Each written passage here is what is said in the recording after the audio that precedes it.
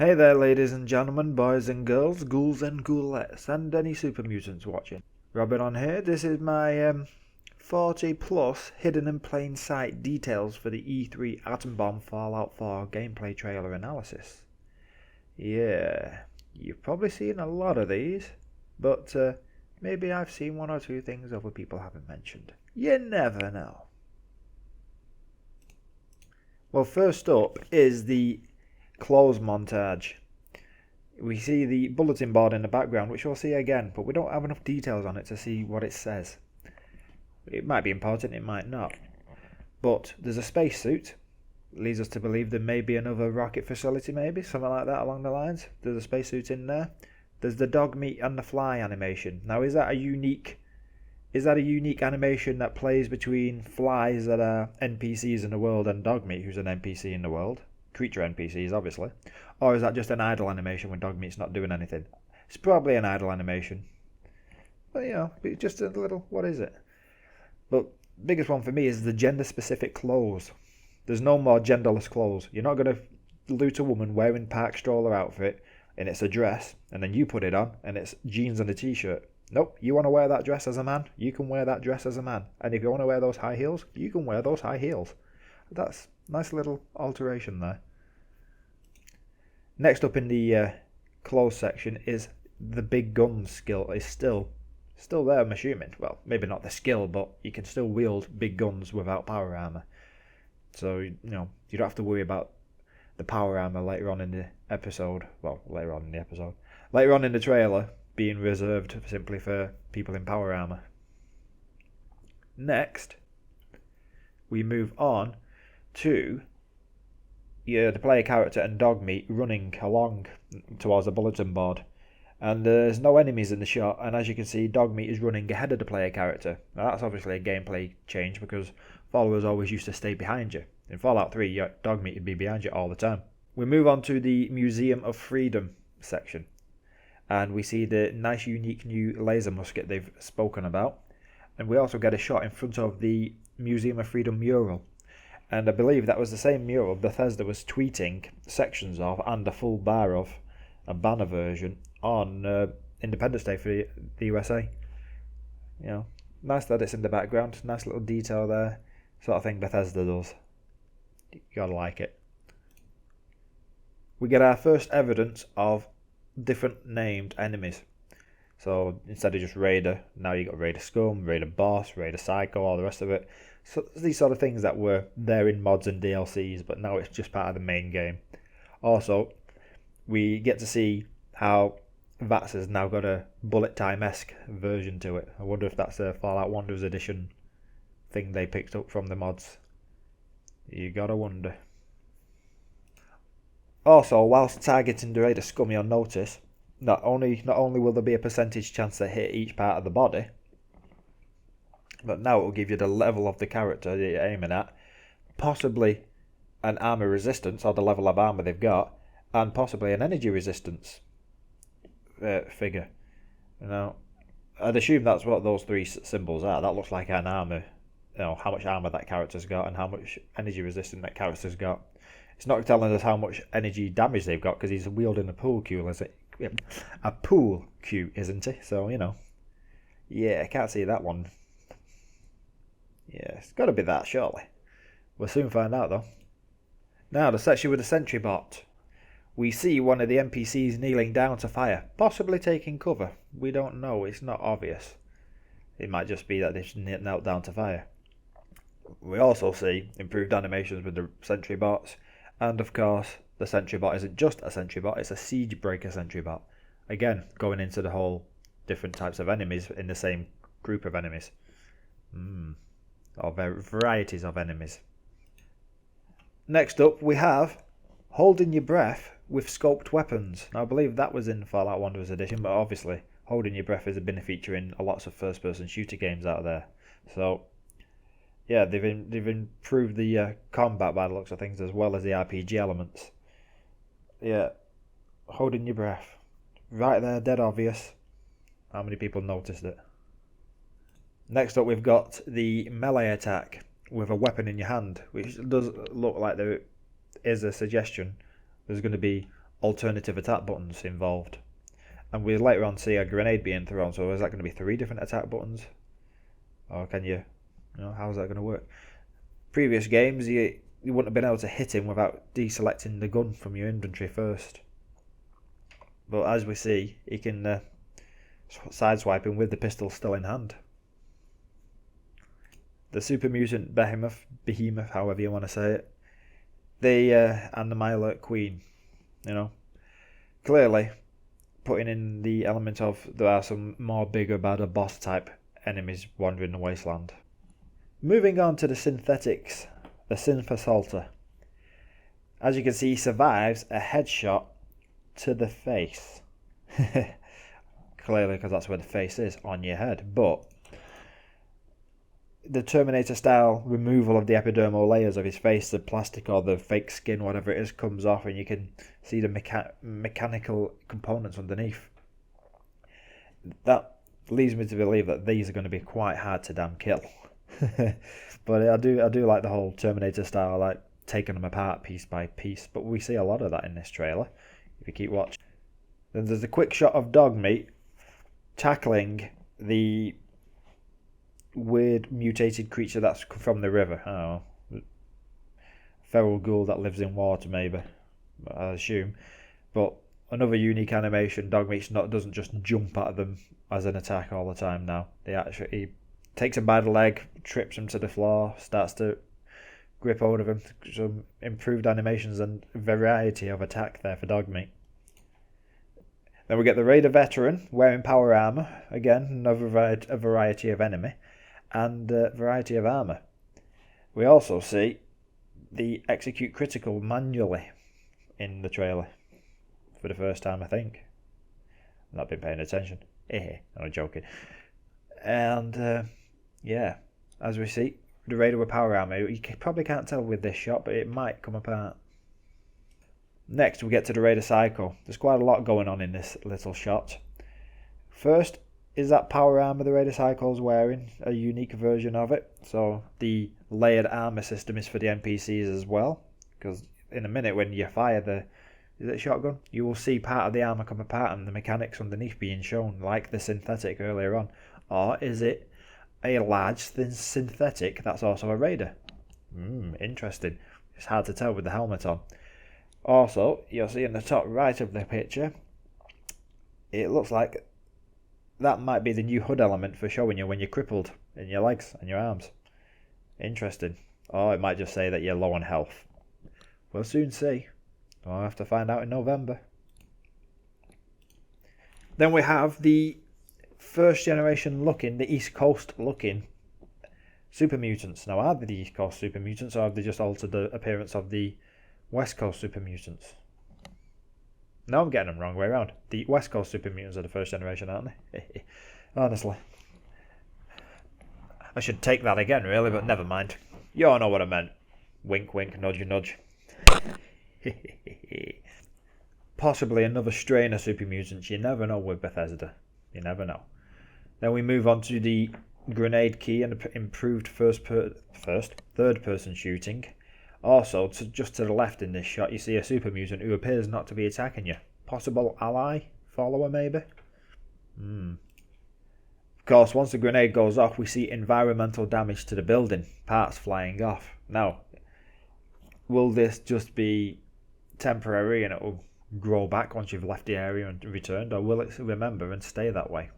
Hopefully, you'd like to think next generation consoles means that and the PC version now can keep it that way. And that the world will stay changed, especially with the building elements introduced with the house building and town building. We shall see.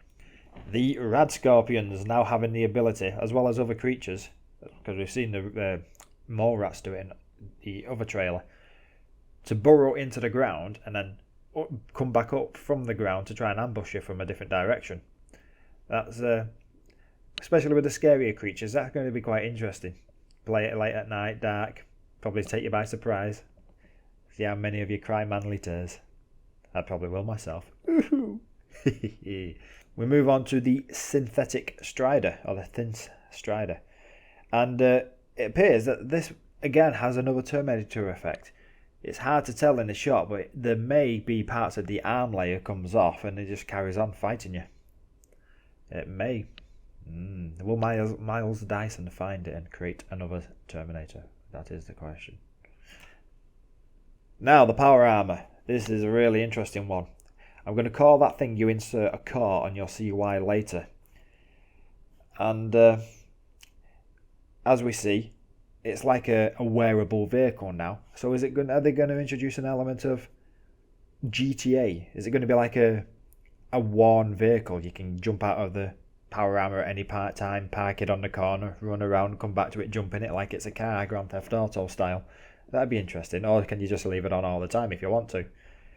It would make it interesting if you got to some buildings and the debris was so thick you had to climb over and you couldn't take that in, or you had to use the power armor to smash the debris out of the way. That'd be quite an interesting game mechanic. We'll see how that goes. Now again, as I was saying earlier on about the rad scorpions, the deathclaw here has got its own sort of ambush animation. It just jumps out of the gutter and comes after you. Now, first time you walk into a town with a deathclaw and you don't know it's a deathclaw town and you've not got power armor with you and they jump out of the gutters behind you, yeah, there's going to be a lot of people wishing they saved quite recently. Be interesting, that. I can just imagine how much I'm going to hate that and love it at the same time. Oh, interesting. Also, in the power armor versus deathclaw killing section, we get a quick glimpse of the hood. We see the action points. That's pretty obvious. The ammo. That's pretty obvious. The health points. I'm assuming that's your health points, or is that the suit's health points? Because we also see a little yellow armoured person.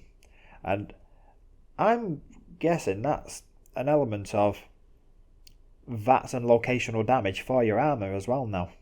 Because we've seen in a lot of the different shots parts coming off the synthetics, parts coming off people's armours when you shoot them. And it does make me wonder, does your armour have locational damage as well as your body now? And do the NPCs have it as well? Obviously, RADS is obvious and the compass is obvious. And we see that little one where it says spot, core, and 0 to 100%. Now, we'll come back to that in a minute. But I believe that may be the fuel for keeping the power armor running. Also, you'll notice during the actual kill cam that power armor has working torches or working flashlights on the helmet, depends where you're from.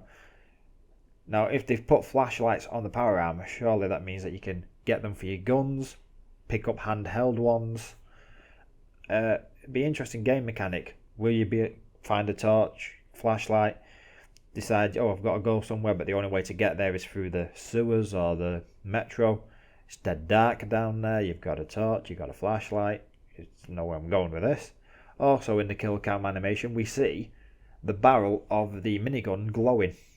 So, will that be a game mechanic, or is that purely an artistic thing? Will your weapons overheat? Will you have to let them cool down? Questions. We then get the deathclaw fight without the power armor and how quickly you get killed without a heavy weapon. Now, they run straight at it and try and fight it. Now, whether that's just for the purposes of showing the fact that you have death cams as well as kill cams now, I don't know, but it's quite a cool death cam, you got to admit. And yeah, if anyone was thinking deathclaws weren't going to be that mean after watching the power armor fight go so easily, yeah, if you haven't got power armor, I think you're going to die a lot. I like this bit. Is this an arena, Oblivion style? Go and make some caps, watch some fights, side activities. It's got to be fun, that really, hasn't it? An arena with Fallout weapons in the Fallout universe. Now, this is an interesting one. We've seen earlier on that dogmeat has unique attacks. He took the mutant type creature down near the river down by tackling it via the legs. And in this fight versus the Protracton, has dogmeat and other followers got their own version of VATS now? Because we've seen evidence that weapons and armors may have, well, not weapons, but armors may have their own VATS system, because your power armor has different sections of the little yellow man that suggests different sections can take different levels of damage. Does Dogmeat and your other followers have their own version of VATS? Because it looks like Dogmeat specifically goes after the laser on the Protectron. Now, does he or doesn't he? That is a good question, but it does look that way. It might just be the way the angle's shot. Now, the feral ghouls with clothes.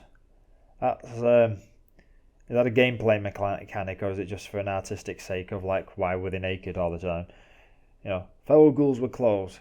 If it is a game mechanic, I'd like to think, ooh, what's that over there? Is that a load of people? Well, the sun's in my eyes, and then as you get closer, you realise it's not people wearing clothes, it's a load of feral ghouls wearing clothes, and they start chasing you. That would be a cool gameplay mechanic, I suppose. You wander up upon a group of people you think are just going about the business, and it turns out to be mindless zombies, so to speak, going after you. We then have the exploding blue car, which I'm assuming if they've done this game we start before the war, there will be a greater variety of colour in the game. More colours, more varieties. You're not going to see the same colour of car every 5 seconds like you did in Fallout 3. So, yeah, hopefully that's more interesting now. Now, the blood bug attacks you, and then they cut away. Why did they do that? Don't know. Come back to that in a second when we see it again.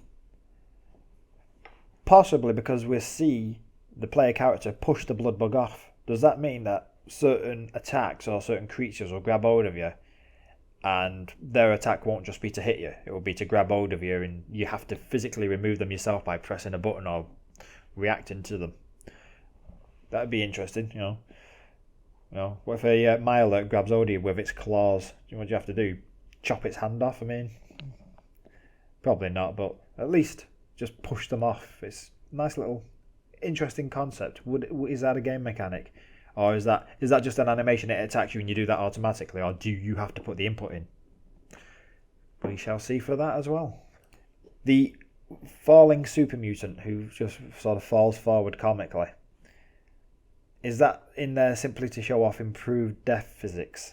Has the physics engine been improved? You're not going to have, you're going to have Fallout silliness with like exploding limbs to ridiculous levels, but certain other things, occasionally bodies won't fly miles away from one bullet. They might just go half a foot back like they should, or something like that. You'd hope so. The Vertibird travel looks a lot like the jump on the back of a dragon and fly across the map with fast travel from Skyrim. It might just, looks like you won't really control it. Sort of be on an on-rail section, take me to such a place, and for possibly an alternative to normal fast travel for people who like to try and stay immersed in the game world. Now the junk jet, which clearly shows that there's a return of possible schematic weapons. What level of things are we going to get? Are we going to get schematic style stuff again? Obviously we're going to have a junk jet launcher and teddy bears. Teddy bears are making a comeback, as we can see. So yeah, it's nice to see schematic weapons back. Now, as we see with the Brotherhood Initiate and the missile, when the missile connects, parts of his armour comes off. This is what I'm saying about, does armour have its own VATS now? And what I would like to know is, are those armour pieces going to stay in the world, or are they just like animations when they get hit that disappear?